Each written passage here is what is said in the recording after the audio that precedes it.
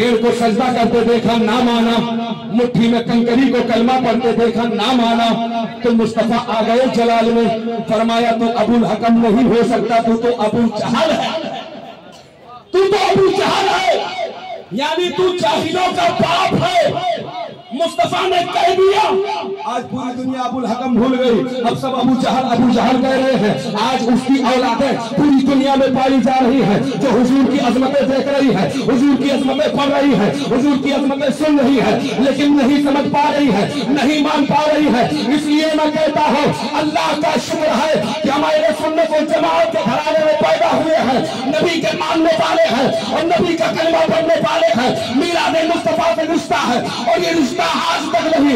मेरी दुआ है अल्लाह हमारी नस्लों में ये रिश्ता कायम रखे और हमेशा मीलाद पढ़ते हैं, पढ़ते रहेंगे और ये कहते रहेंगे, हश्र तक डालेंगे हम दाइश मौला के भोग मिसले फारिस नस्ब के किलाए गिराते जाएंगे, खाक हो जाए अबू चलकर मगर हम तो रजा दम में जब तक दम है तो उनका सुनाते जाए।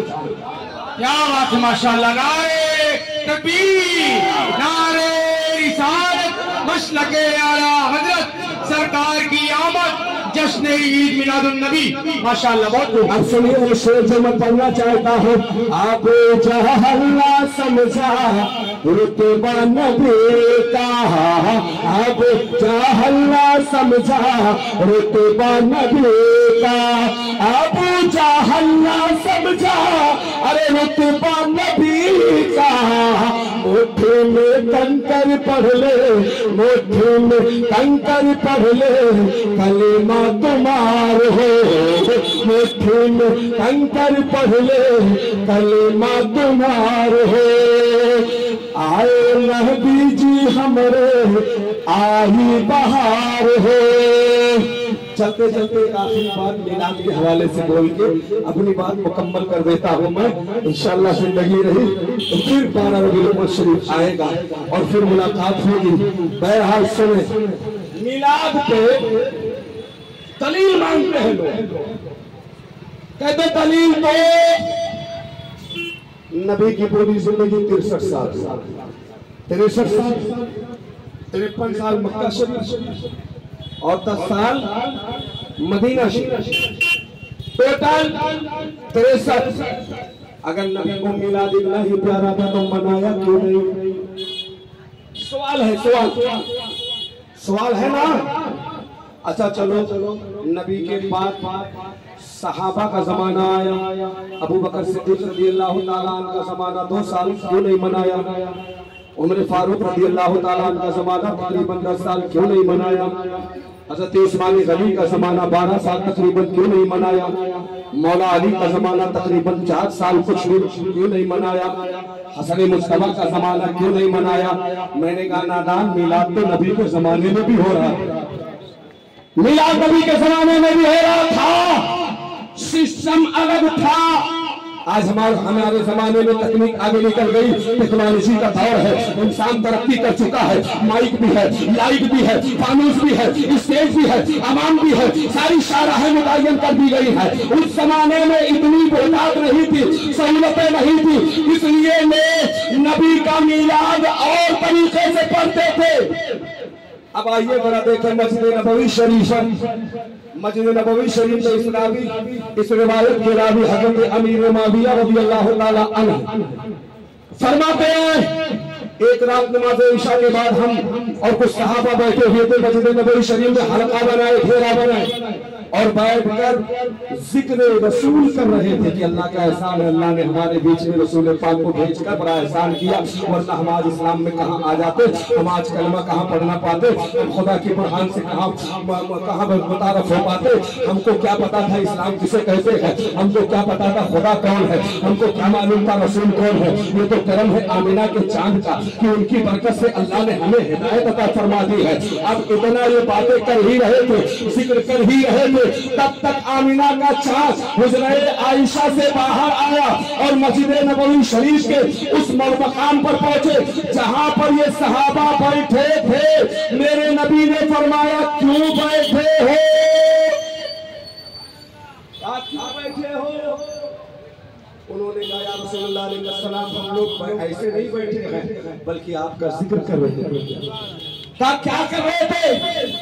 काम ये कह रहे थे अल्लाह का एहसान है कि अल्लाह ने आपको भेजकर हमें इस्लाम अता फरमा दिया, ईमान अता फरमा दिया, कुरान अता फरमा दिया। आप ना आते तो बहारें ना होती, आप ना आते तो कुरान ना मिलता, आप ना आते तो अपनी पहचान ना मिलती, आप ना आते तो हमें सीधा रास्ता ना मिलता। अल्लाह के रसूल आप आए तो दुनिया में बहारें भी आ गई और हमें जीने का तरीका भी मिल गया। आपके आने से हमें एक सच्चे खुदा की पहचान मिल गई। मेरे नबी सल्लल्लाहु अलैहि वसल्लम ने फरमाया खाओ कसम, क्या कहा थे? खाओ कसम कि यही कह रहे थे। अब एक बात मैं आपसे अर्ज करना चाहता हूँ, हुजूर कह रहे खाओ कसम, क्या यही कह रहे थे? क्या सरकार को अपने सहाबा पर यकीन नहीं था? सहाबा माशाअल्लाह झूठ कैसे बोल सकते हैं? उनकी तरबियत करने वाले आदिये दो जहां हैं, उनकी तरबियत करने वाले खत्मुर रसूल हैं, मगर वो झूठ कैसे बोल सकते थे? लेकिन नबी ने जैसे कहा खाओ कसम, चेहरे पे हवाइयां उड़ने लगी। हज़रत अमीर मुआविया फरमाते हैं हमने कहा अल्लाह और उसके रसूल को हाजिर नाज़िर बनाते हुए हम कहते हैं उस खुदा की कसम जिसके कब्जे में हमारी जान है, ऐ मेरे आका हम यही कर रहे थे। अब मुस्तफा करीम मुस्कुराए, मेरे नबी मुस्कुराने लगे। और जब नबी मुस्कुराते हैं तो कायनात का जर्रा जर्रा मुस्कुराता है, कायनात का बता हल्का कायनात का हर एक गोशा मुस्कुराता है। नबी के मुस्कुराहट का हाल ये है कि बरेली के आला हज़रत इमाम इश्क व मोहब्बत जब उस तरफ तवज्जो करते हैं कि नबी मुस्कुराते कैसे थे, उनकी तबस्सुम कैसे थे, तो जानते हो क्या कहते हैं? जिसकी बस की से हुए हंस पड़े, जरा आप ही हंसकर बोल दो सुभान अल्लाह।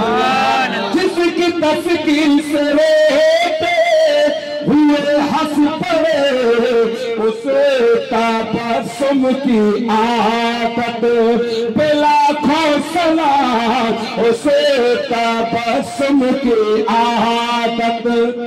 मेरे नबी मुस्कुराए और जब रसूल मुस्कुराए तो सहाबा कहते तब जाके हमें सुकून मिला कि मामला कुछ और है। हज़रत अमीर मुआविया फरमाते हैं अभी उसने फरमाया था ए मेरे सहाबा सुनो, मैंने वैसा नहीं कि तुम पर यकीन नहीं किया, तुम्हारी बातों पर यकीन था, जो तुम बोल रहे थे मान रहा था, लेकिन बात यह है मैं चाहता था कि और पक्की बात हो जाए, इसलिए मैंने कसम ली है।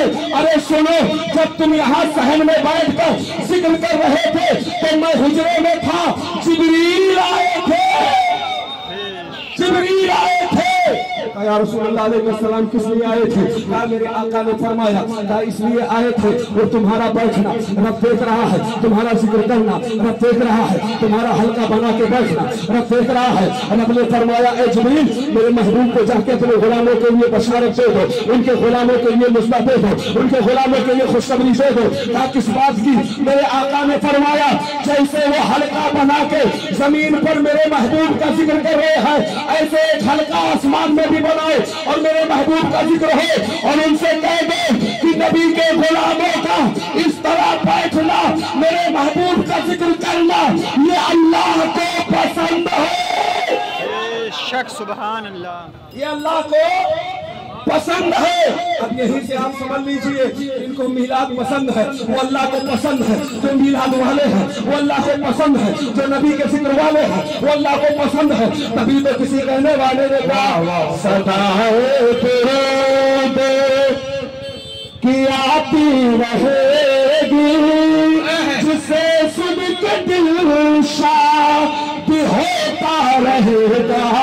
खुदा अहले सुन्ना को आबाद रखे, मोहम्मद का मिलाद होता रहेगा।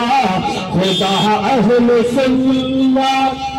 अब एक दूसरी रवायत पढ़ के बात कर रहा हूं, ये नबी के जमाने की रवायतें पढ़ रहा हूं ताकि कोई ये ना कहे कि नबी को नहीं पसंद है या नबी ने कहीं इजाजत नहीं दी।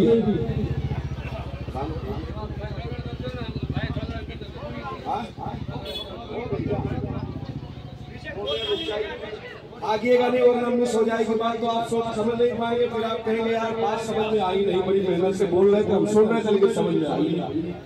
बात मुकम्मल सुन के जाइएगा, 2 मिनट में तकरीर खत्म करूंगा इंशाल्लाह।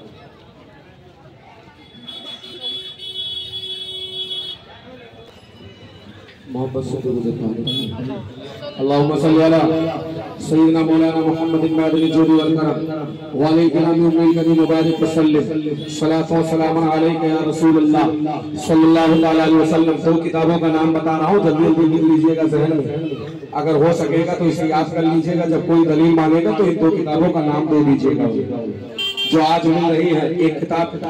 एक किताब का नाम नेमतुल कुबरा है, दूसरी किताब का नाम दुर्रे मुनज़्ज़म है। ये दो किताबें हैं। एक के राइटर हज़रत शेख अब्दुल हक मुहद्दिस दहलवी रहमतुल्लाह ताला अलैह अद्दुर्रुल मुनज़्ज़म में लिखते हैं, एक वाक़या नकल फरमाते हैं जिसके रावी हज़रत अबू दरदा रज़ियल्लाहु ताला अन्हु साहबी रसूल है, मेरे नबी का ज़माना है। सरकार दो आलम सल्लल्लाहु अलैहि वसल्लम के बारे में कहते हैं, एक रात नमाज इशा के बाद मैंने देखा सरकार दो आलम सल्लल्लाहु अलैहि वसल्लम हुजरे में तशरीफ ले गए। मैं मस्जिद में मुकीम था। थोड़ी देर के बाद मैंने देखा रात का कुछ हिस्सा गुजरा था। क्या देखता हूँ कि हुजूर अचानक निकलते हैं बाहर और एक तरफ चलने लगते हैं जहाँ अंसार कबीला रहता था, बनु आमिर कबीला रहता था। मेरे मुस्तफा करीम जब पढ़ने लगे तो वो कहते हैं कि मैं भी पीछे पीछे चलने लगा। अब मेरे नबी सल्लल्लाहु अलैहि वसल्लम की शान को लायदा फरमाए। रिवायत में आया है कि हज़रत अबू दरदा कहते हैं मैं झिझक झिझक के पीछे पीछे चल रहा था, क्योंकि मैं चाहता था कि देखो हुजूर कहाँ जा रहे हैं। लेकिन वो दुनिया वाले तुम बेखबर हो सकते हो, हम बेखबर हो सकते हैं, लेकिन रसूल बेखबर नहीं है। मेरा रसूल बाखबर है अल्लाह की तौफीक से, अल्लाह के फजल से। मुस्तफा करीम ने आवाज दी, अबू दरदा पीछे पीछे मत आओ, साथ में आ जाओ, पीछे पीछे मत आओ, साथ में आ जाओ। हज़रत अबू दरदा कहते जब आवाज मैंने सरकार की सुनी तो हुजूर के पीछे पीछे बजाए मतलब करीब पहुंच गया, लेकिन अदब का ख्याल रखा। कहते हुजूर चलते चलते बनु आमिर कबीले में पहुंच गए। नाम नोट कर लीजिएगा ज़हन में, कौन सा कबीला? बनु आमिर, जिस कबीले के सरदार हज़रत आमिर अंसारी थे। हज़रत आमिर अंसारी रज़ियल्लाहु ताला अन्हु के दरवाजे पे हुजूर पहुंच गए। हुजूर जब पहुंचे ना तो सरकार ने कुंडी खटखटाई। अंदर से दरवाजा खोलने वाले ने जब खोला, सरकार का रुखे शेबा देखा तो अपनी किस्मत पे नाज करने लगे। कहा हुजूर इतनी रात में? कहा हाँ हाँ, तुम्हारी आवाजों से मुझे लगा कि तुम लोग कुछ कर रहे हो, बस यही सुनकर मैं चला आया। और बताते हैं वो कि वो रबीउल शरीफ का महीना चल रहा था और गालिबन 12 तारीख की रात भी थी, और उसी रात में वो बैठ कर अल्लाह उसके रसूल का जिक्र कर रहे थे। मेरे नबी ने फरमाया, ए आमिर अंसारी, ये इतनी भीड़ काहे की घर में लगी हुई है, ये कबीले वाले लोग क्यों जमा हुए हैं? तो उन्होंने कहा हुजूर आज आपकी विलादत की तारीख है, आज आपकी पैदाइश की तारीख है। हमने कबीले वाले को जमा करके आपके पैदाइश के जिक्र का एहतमाम किया है। कहते हैं आपकी पैदाइश के जिक्र का एहतमाम किया है। अब मेरे नबी सल्लल्लाहु अलैहि वसल्लम है, अभी थोड़ा मौक़िफ़ फरमाया सरकार ने। थोड़ी देर के बाद फरमाते हैं, ए आमिर अंसारी सुनो, जिब्रील अमीन ने आकर मुझे बताया है जो तुम जमीन पर कर रहे हो ना, अल्लाह ने ऐसी ही मस्जिद आसमान पर सजाई है। तुम्हारी नकल अल्लाह ने आसमान में फरिश्ते के दरमियान रखी है, और अल्लाह ने फरमाया है कि इनके लिए रहमत के सारे दरवाजे खोल दिए गए हैं।